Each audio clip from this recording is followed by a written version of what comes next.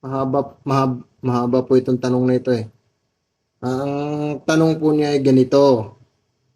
Ano ang aral sa mga negosyante o businessman at sa mga nagpapagawa?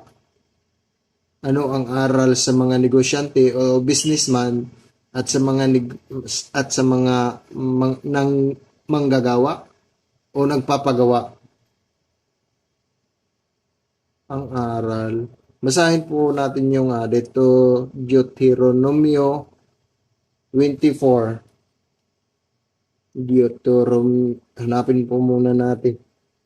Deuteronomio 24 verse 14 hanggang 15. Ganito po ang nakasulat ron.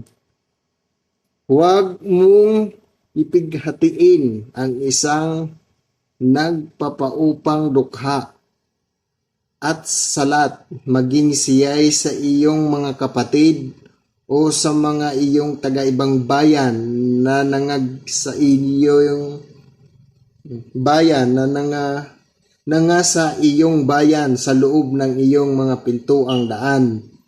Sa kanilang kaarawan ay ibibigay mo sa kanila ang kanilang kaupahan.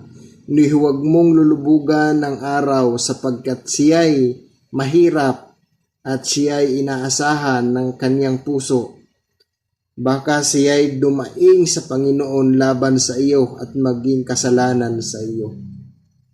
So, dito, para sa iyong mga tauhan, kailangan po ninyong bayaran ng ayos. Kasi once na dumaing siya sa Panginoon, maaari po kayong magkasala sa Diyos. So hanggang dito na lang. Kung meron kang tutol, comment lang po kayo sa baba. Kasi hindi ko pahabain ng video kasi maiinip po kayo. Hanggang dito na lang. Bye-bye!